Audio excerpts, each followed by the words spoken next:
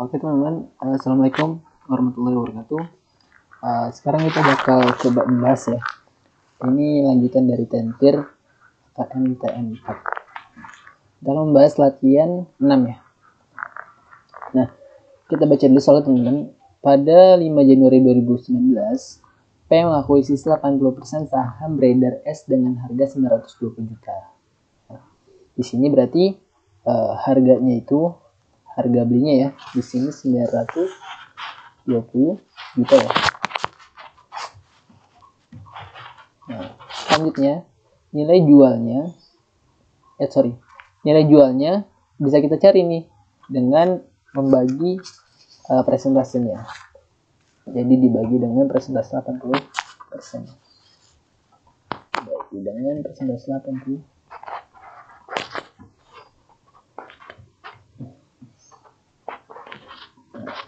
Caranya 920 dibagi 80%. Data yang pertama yang kita dapat. Selanjutnya pada saat itu ya ekuitas itu terdiri dari saham biasa 400 juta, tambahan modal di store 300 juta, dan saldo laba 250 juta. Oke, berarti di sini ada RE ya. Ada RE, ada capital stock,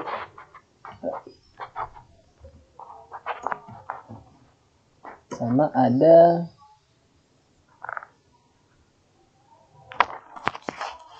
paid in capital ratio. Kita share kan. Ini capital stocknya di sini 400 juta. Terus RE-nya itu ada tambahannya itu ada 300. Berarti share kan 300. Nah, di sini ada 250 juta.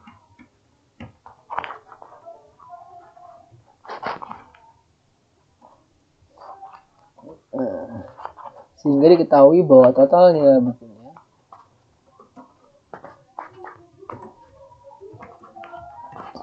berapa ini kita total ya, 33 ini kemudian 950 juta.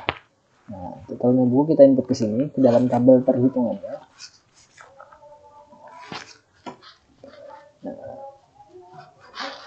Nilai jual S yang 1,15 miliar ini dikurang dengan nilai buku S itu akan menjadi excess value ya.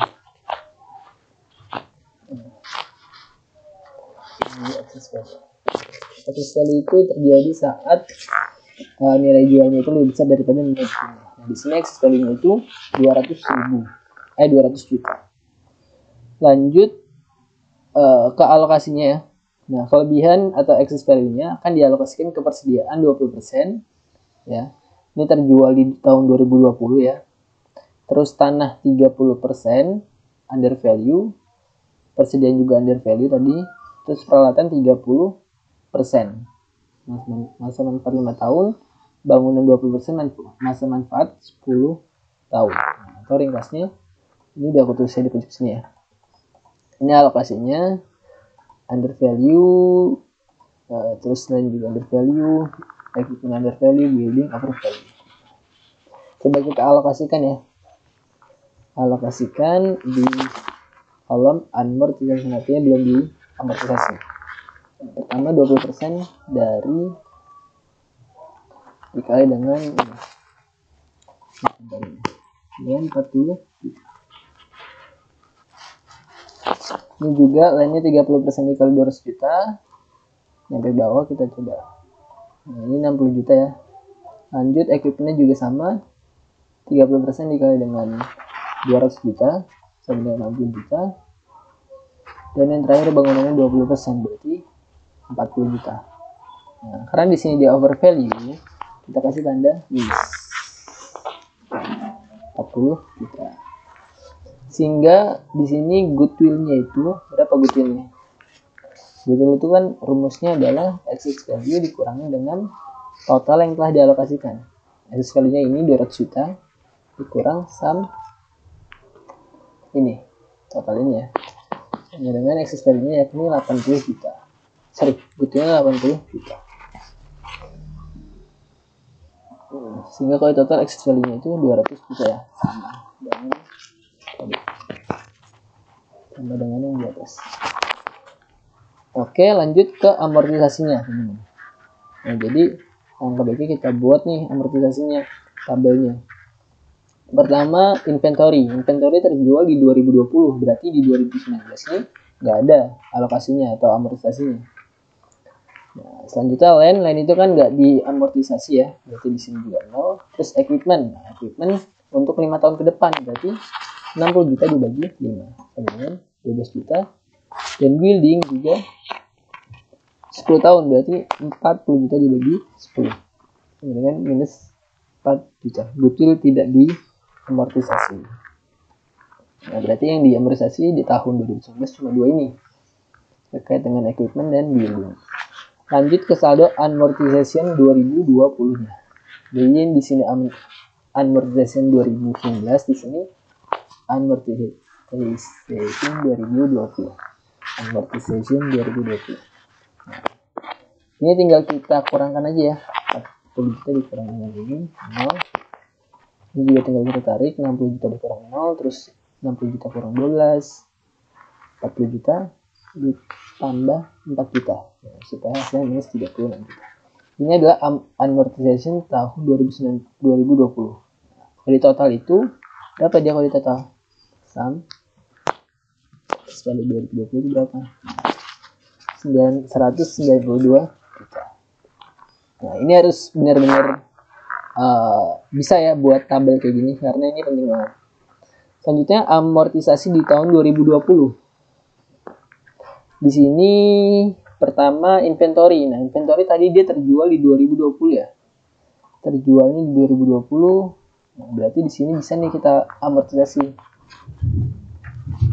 Nah, sebesar berapa? 40 juta ya. Selanjutnya untuk land juga enggak deh ya, enggak diamortisasi. Nah, untuk equipment juga nilainya sama ya seperti sebelumnya. Nah, ini 12 juta, kita ngambil aja yang di sini disamain.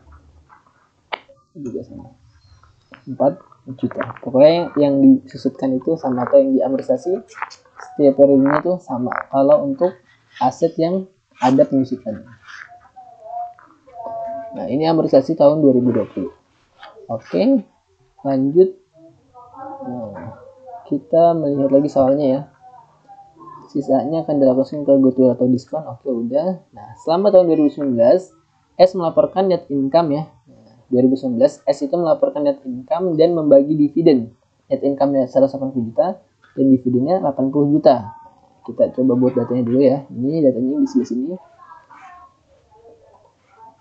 Ini data terkait net income-nya. Nah, tahun 2020 juga dia nih membagikan net income 250 juta dan dividen 180 juta. Nah, di sini ya. Oke, ini udah dapet ya datanya. Nah, sekarang yang diminta apa nih? Yang diminta adalah buatlah jurnal eliminasi untuk tahun 2020. Nah, jadi yang diminta jurnal eliminasi dan laporan itu adalah tahun 2020. Jadi 2019 itu nggak diminta nih. Berarti data-data yang kita gunakan juga condong ke data-data tahun 2020 ya.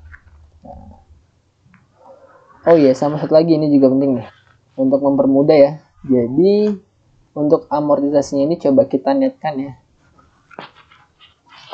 Net amor siap tahunnya. Coba kita netkan. Pertama di tahun 2019 totalnya berapa nih? Nah, ini ya maksud saya. Ini dinetkan. Nah, di sini kan ada under value 12 juta, over value-nya 4 juta. Berarti di sini ada under value 8 juta. Terus tahun 2020 juga dinetkan aja 40 juta di total sini, jadi 52 juta dikurangin over value 4 juta, berarti ada under value 48. Nah, ini juga penting ya untuk dihitung. Lanjut, buatlah jurnal eliminasi ya, jurnal eliminasi. Yang pertama ada eliminasi terkait investment ya, eliminasi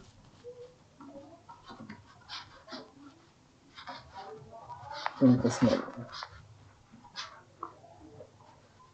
Coba kita kasih warna hijau. Nah, jurnal seperti apa? Nah, seperti ini ya. Ini jurnalnya eliminasi investment. Pertama untuk capital stock. Nah, capital stock ini kita tinggal ambil data yang di sini. Nah, data yang di sini tadi, data di soal. Capital stocknya berapa sih? Adalah 400 juta ya. Ini. Selanjutnya untuk return earning ya. Ini penting teman-teman. Jadi untuk return earning di sini yang digunakan itu adalah akhir tahun sebelumnya ya, sebelum amortisasi. Ini kan jurnal tahun 2020 ya. Nah, ini digunakan adalah saldo return earning sebelum amortisasi. Tanggal 31 Desember 2019 sebelum amortisasi. Artinya yang mana? Coba kita hitung ya. Di sini ya kita hitung. Ini RE tanggal 1-nya 250 juta ya, ada di soal. RE tanggal 1 ini 250 juta. Terus kita lihat net income-nya. Net income di tahun 2019. Nah, ini 180 juta. Lalu kita kurangkan dengan dividen. Ya, ini 80 juta.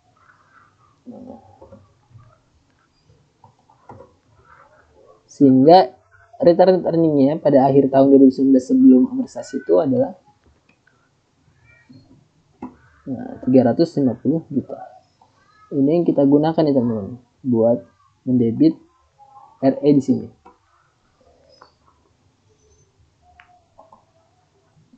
Selanjutnya untuk PIC-nya ya, penambahan atau share premiumnya. Nah, kita tinggal ambil data yang ada di soal. Tadi di soal itu ada 300 juta atau kita ambil ini. Oke. Nah, untuk unamortized excess-nya ya. Ini kita ngambilin yang di tahun 2020 teman-teman. Tadi kan di sini udah dibuat ya. Udah dibuat dua nih. Yang data paling bawah ini excess value-nya. Ada excess value tahun 2019 dan ada excess value tahun 2020. Nah, kita gunain tuh yang ini. Yang 2020, makanya penting banget bisa buat saldo seperti ini. Karena ini nanti buat salinan jurnal di tahun 2020. Nah, ini totalnya adalah ini ya, 192 juta. Selanjutnya untuk investment in S-nya. Investment in S-nya gampangnya itu rumusnya dia adalah ini ya. Investment sebelumnya ditambah dengan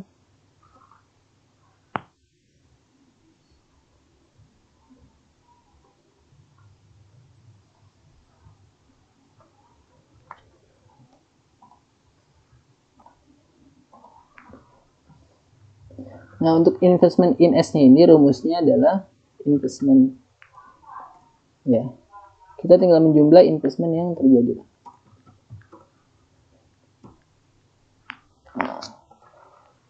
Atau bisa juga 80% dikali total yang ada sudah debit. Nah, total debit itu artinya gini ya. Coba kita hitung dengan 80% dikali dengan ini.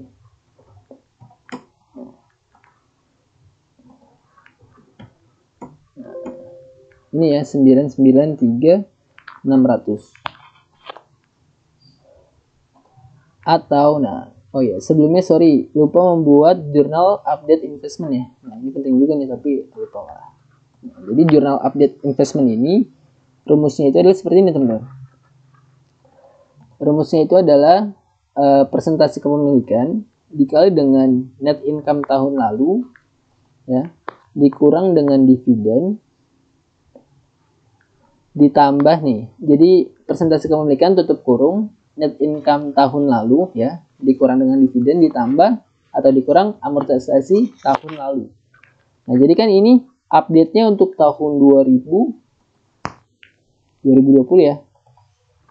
Karena yang diminta 2020 aja. Nah, berarti coba perhitungannya bagaimana? Pertama net income tahun lalu. Yang mana? Yang ini ya. 180 juta. Habis itu di sini awalnya 80%. Sesuai dengan habis itu dikurang dengan dividennya. Dividen 80 juta ini tahun lalu ya, tahun lalu itu tahun 2019 berarti. Habis itu ditambah atau dikurang amortisasi. Di sini karena dia under value ya. Ngambil dari sini teman. Nilai yang tadi kita hitung, nilai net dari sini. Karena kalau dia under value itu artinya rugi teman-teman. Jadi kita mengurangi net income-nya. Kalau dia over value berarti untungnya. Nah, jadi 73.600 update-nya. Ini juga 73.600. Nah, kenapa di sini dia rugi? Nah, karena seperti ini ya. Kalau dilihat dari catatan ini, nah ini. Kalau under value untuk aset ya. Kenapa rugi itu? Karena nilai aset yang tercatat digital lebih kecil dari yang seharusnya. Nah, makanya kita rugi karena nilai yang tercatat itu lebih kecil dari seharusnya. Sedangkan kalau untuk kewajiban itu kebalikannya. Kalau dia under value, kewajiban yang tercatat berarti lebih kecil dari yang seharusnya. Berarti kita untung. Seperti itu ya. Kenapa di sini rugi? Karena under value rugi itu karena nilai yang tercatat di buku itu lebih kecil dari yang seharusnya. Seharusnya itu kan fair value. Jadi kita rugi. Oke, ini udah jurnal update-nya ya. Tadi cara kedua ini untuk investment ini adalah investment awal ya. Caranya seperti ini. Ditambah penambahannya, peningkatannya, update-nya. Baru dibalik. Jadi investment awalnya itu kan pasti kalau ngambil di debit ya. Di debit itu sebesar berapa? Sebesar 920 juta ini kan. Nah, update-nya berapa? Update-nya ini. 73.600. Jadi kalau di total itu investment untuk jurnal eliminasi tahun 2020 itu adalah sebesar 99.600. Jadi ada dua cara ya. Ini cara pertama. Ini cara kedua untuk menentukan. Nah, ini yang di sebelah debit ini. Untuk non-controlling interest-nya ini caranya kita pakai ini aja 20% dikali dengan total ini. Nah, atau bisa juga selisihnya. Selisih dari debit dikurang kredit. Nah, selisih dari ini dikurang dengan ini. Jadilah non-controlling interest-nya. Gampangnya itu. Di sini kita tulis rumusnya juga 20%. Atau selisihnya aja.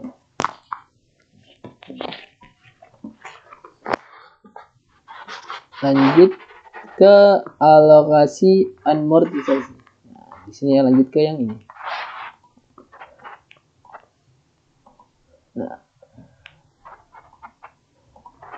Nah, nilai amortisasi yang di sini ini harus kita alokasikan teman-teman ke yang seharusnya. Nah, di sini ya keterangannya tuh ada di sebelah sini. Yang di tahun 2020 yang udah kita buat tadi perhitungannya. Jadi si 192 juta ini excess value 2020 itu harus dialokasikan ke nilai yang ada di sini. Inventory sampai goodwill. Yang pertama inventory, kita ambil nilai yang di sini 40 juta. Land-nya ini 60 juta. Equipment-nya ini 48 juta. Dan goodwill-nya ini 80 juta. Nah, di kreditnya karena building over value kita catat di sebelah kredit.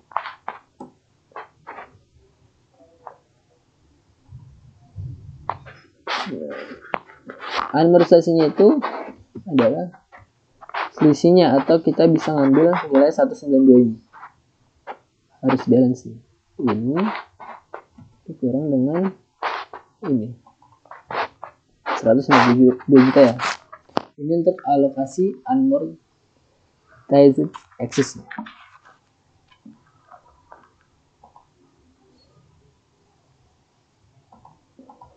Oke, sekarang kita lanjut. Lanjut masih ke alokasi, teman-teman. Jadi setelah kita mengalokasikan ini, kita buat jurnal amortisasinya. Nah, ini namanya jurnal amortisasi ya. Nah, ini gampangnya tinggal ngebalik aja, teman-teman. Kita tinggal ngebalik nilai yang ada di sini. Ya. Karena tadi kalau yang under value rugi berarti di sini jadi expense. Ya. Kalau over value untung berarti jadi gain ya, atau ngebalik beban. Nah, ini kan beban dibalik nih, artinya mengurangi beban kan, jadinya untung. Nah, pertama inventory. Kita tinggal ngambil yang balikan dari sini tapi nilai alokasinya ngambil yang di sini 40 juta ini. Sama untuk equipment juga, operating expense pada equipmentnya sebesar ini 12 juta atau 60 juta dibagi 5. Nah, sebenarnya di sini kalau dirinci lagi keterangan itu adalah pakai depresiasi expense ya. Kalau dirinci lagi. Tapi biar lebih umum dan mencangkup bisa pakai operating expense. Nah, untuk buildingnya karena dia over value berarti di kredit bebannya, jadi untung kita. Ini kita ngambil dari sini ya, amortisasi di sini. Oke, udah jurnal amortisasi. Selanjutnya ke jurnal mengeliminasi dividen income. Nah, di sini yang pertama kita menggunakan metode cost ya.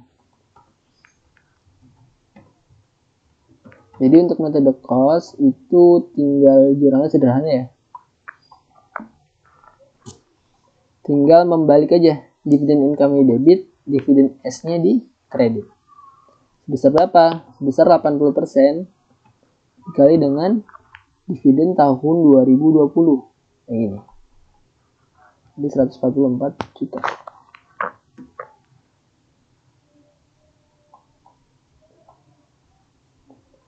Coba kita geser ke sini.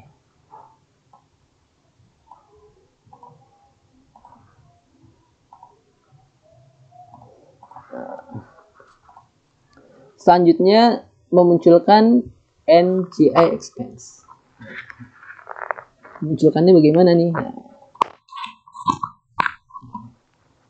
perhitungan untuk NCI expense itu seperti gimana ya? Gampangnya teman-teman kita buat seperti ini aja nih. Nah, ini perhitungan apa ya namanya? Perhitungan NCI expense dan income from S-nya. Nah, ini biar mempermudah bikin tabel kayak gini. Nah, ada di sini kolomnya ada total, terus ada income from S sama NCI expense. Nah, di sini ada net income, PTS sama amortisasi tahun 2020. Nah, pertama ditotalin dulu ya. Net income PTS tahun 2020 yang mana? Yang ini teman-teman. 250 juta. Terus untuk amortisasinya, nah makanya penting banget kan kita ngambil net. Nah, kita ngambil nilai yang di sini. Karena dia under berarti rugi, kita kasih minus. Nah, kita kasih minus 48 juta. Sehingga saldo akhirnya itu total aja sama 202 juta. Lanjut untuk income from S ya. Income from S ini berlaku untuk equity sih. Kalau untuk NCI expense-nya tinggal ngelihat yang di sini. Jadi kalau income from S ini dia berguna untuk metode equity aja. Kalau NCI expense ini dua-duanya, cost dan equity digunain pasti NCI expense. Jadi penting banget yang bisa buat tabel kayak gini. Kalau kita mencari NCI expense gimana caranya? Tinggal persentasenya aja. Sesuai dengan proporsinya, persentasenya.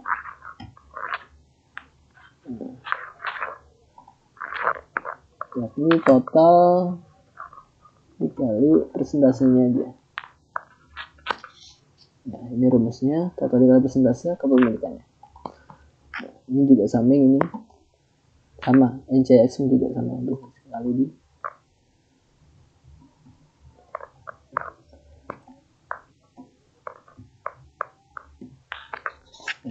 NCX di sini berapa?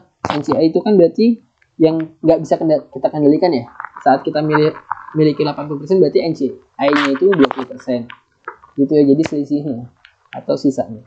Di sini kan 20% ya tadi ya. Dikali dengan total ini 250 juta. Nah, berarti 50 juta. Amornya berapa? 9.600.000. Nah, di sini juga sama. 20% dikali dengan total akhir saldonya sama dengan 40 juta 400. Nah, ini yang kita gunakan untuk memunculkan NCI expense. Jadi debit ini sebesar 40 juta 400. Oke, gitu ya cara menghitungnya. Lanjut. Nah, rumusnya ini nih, 20% dikali net income ditambah atau dikurangin amortisasi.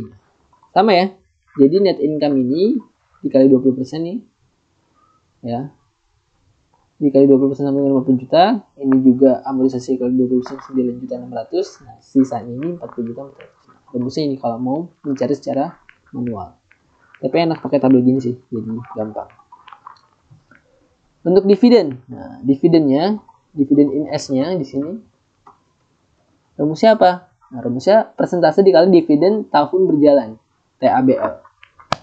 Dengan 20% dikali dengan dividen tahun berjalan. Tahun berjalan berarti tahun ini, tahun 2020. 180 juta. Di sini jadi selisihnya NCI interestnya, non controlling interestnya ya, sama dengan ini dikurang ini 4.400.000. Nah, seperti itu ya untuk memunculkan NCI. Jadi kita perlu nih buat jurnal ini, buat perhitungan ini. Terakhir ini mengeliminasi dividen. Kalau kita menggunakan metode equity. Jadi kalau kita menggunakan metode equity ini nggak ada ya. Ini nggak ada, diganti sama yang ini, kotak ini. Bagaimana caranya? Caranya juga sama. Untuk income from S-nya kita gunain perhitungan yang sama di sini. Nah, tinggal kita proporsin aja. Untuk income from berarti 80% ya. Ini juga ya, jadinya 38.400 ini dikurang 100 juta dikurang 38 sama dengan 161.600. Nah, ini tinggal kita pindahin ke sini. Nah, jadi 61.600. Nah, dividennya ini berarti 80% dikali dengan dividen tahun berjalan. Nah, ini yang ini 180 juta. Nah, sisinya baru kita masukin ke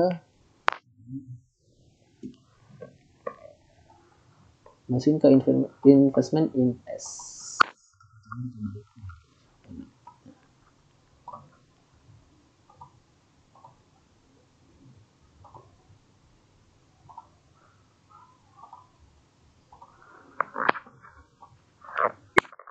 Ini kita turunin rumusnya, tinggal kita ubah gini ya.